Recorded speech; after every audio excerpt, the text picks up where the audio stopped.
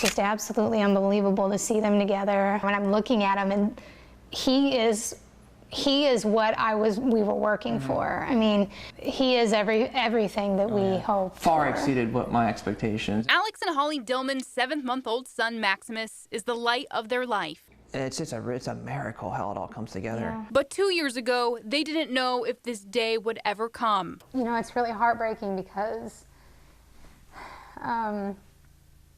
it is really hard to not know if we're going to be parents. A retired Army Staff Sergeant, Dillman suffered life-changing injuries while deployed in Afghanistan 6 years ago. After injury, you're not really in a place to bring, you know, it's difficult. Until recently, the Department of Veterans Affairs didn't cover the cost for combat wounded veterans for in vitro fertilization.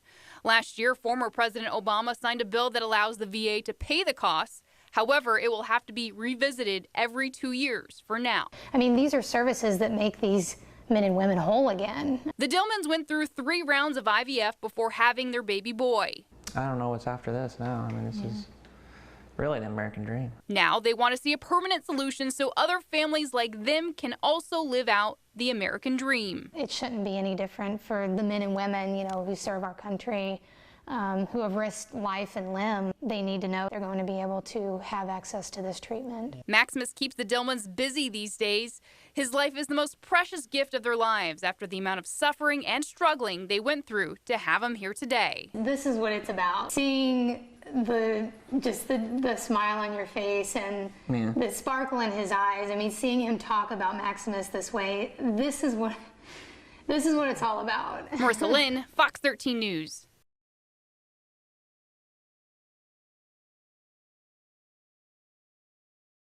I'm Sean, and welcome to my office. Well, this business, thesurferbus.com, is a paperless business that I run eco tours. Survived it, huh? Very unique, individual kind of lifestyle retirement for me program. So I don't do the retail shops anymore. I just work on location at the park, you know, kind of 24/7 helping people on the water. Kind of my dream job after all those years, really. The grip is wide, the power's on the push, not the pull. And I say the same thing a million times a day, but I enjoy saying it. I had 5 shops and 20-some employees. Now I pretty much have me, myself, and I, so that's a big part of being happy with what I kind of like playing small ball now, so I don't need to take in a fortune because, you know, I've already kind of take care of that kind of thing when I was in retail, so really I just need a lifestyle retirement kind of income, which is perfect.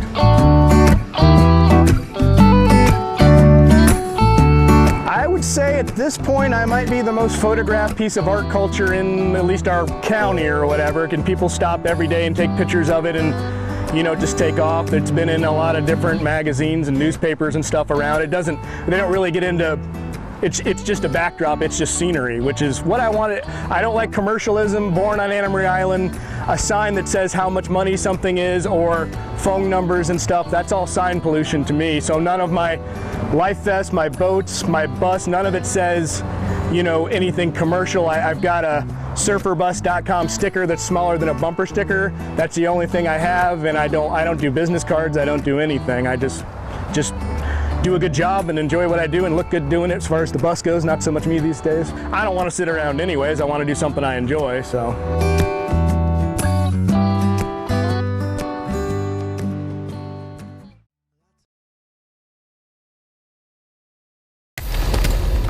You know, the moment you connect something to the internet, it immediately becomes a target out there for anybody. This is a new way of extorting people.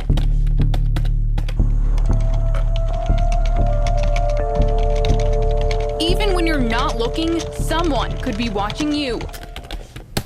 Websites like this one called Instacam.org find loopholes to break into the same camera you've set up for your protection. They're integrated into everything. There are thousands of unsecure cameras streaming on this website. Cybersecurity expert Steve Hasselbeck says just about anybody can locate those loopholes for misuse.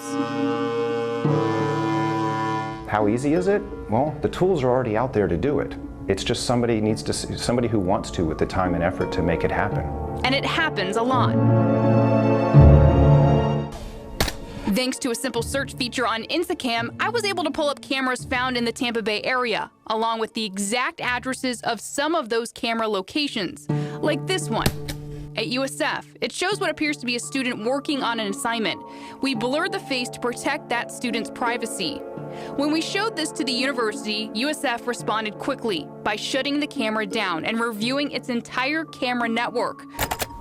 USF released a statement saying IT staff will continue to actively monitor the network for vulnerabilities to prevent this from occurring in the future. I was also able to track down an orthodontic office in Manatee County. Though they declined to comment, this surveillance camera shows patients walking in and out of the office. This kind of hacking isn't just limited to your home and office security cameras. It could literally be staring you in the face. Cameras are in your computers, your laptops, your cell phones, and even in that video game console sitting in your family room.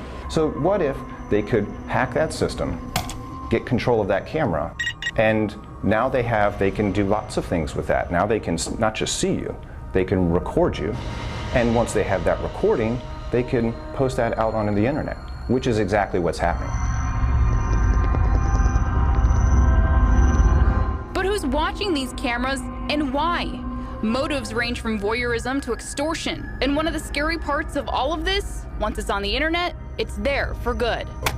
You can try and have it taken down, but once something's on the internet, it's up there forever. So how concerned should we be? Extremely concerned.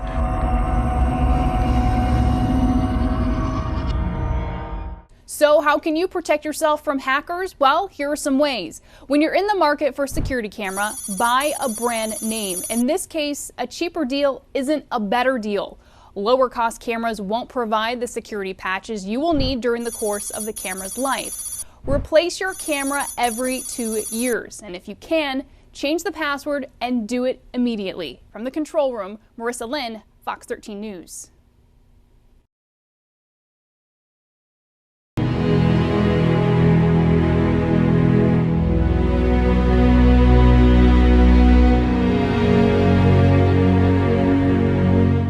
Years after scandal rocked the VA, My employment records were illegally altered. whistleblowers said they still got punished for speaking out. Approximately 20% of the ER nurses would retaliate against me. The saying, shoot the messenger, is probably alive and well in the VA system. And the Office of Special Counsel continued to investigate claims of mismanagement and harassment against the veterans who reported. We usually hear their accounts through statements on Capitol Hill or from whistleblowers who won't show their faces on TV. It seems that nothing's really gotten better. But this vet wants us to show his face, even though he says he's still facing retaliation at work. I emailed Troy Thompson more than a year ago, and he just recently replied to say he's ready to talk. You probably can find numerous people that have been just blackballed and run over and just kicked out of the ranks unjustifiably. Thompson joined the Navy as a young man. Cooking was his specialty, and he served thousands of meals along the way, from ships to VA centers. He worked his way up to food service production chief in Philadelphia, and in 2012, he noticed sanitation problems, including insects and rodents in the kitchen. We had areas that weren't being cleaned. Investigators say his complaints were never investigated, but the day he reported them to his bosses, Troy Thompson was transferred from the kitchen to the morgue. I'm a food service production chief, and they sent me to a lab area to process body parts and clean up urine and blood vials and dump biohazard materials. And after months of scrubbing the morgue, the VA found a reason to fire him for something he had done in the kitchen. After about several months, she brought me back down and issued me a proposed removal for eating those sandwiches. That's right. They said he violated policy by eating a couple of sandwiches that were stale. The sandwiches were expired just within a couple days, so it's not like they were moldy or things like that. The sandwiches were worth a total of $5 before they expired. But by eating them, the VA nailed him for disregarding food labels and stealing government property in the form of stale sandwiches. The VA moved to fine him and fire him until he reported this to the Office of Special Counsel. I can tell you, it takes a lot of courage to come forward. Special counsel Carolyn Lerner said Thompson's case fits a pattern at the VA, where whistleblowers who disclose wrongdoing often face trumped-up charges, while the misconduct they expose goes unpunished. Agencies or organizations can just act like a rogue faction and do just whatever they want. No matter what their own rules say, they will circumvent their own rules even. After the Office of Special Counsel kicked in, the VA scrapped the plan to fire Thompson and transferred him back to the kitchen and agreed to pay him damages.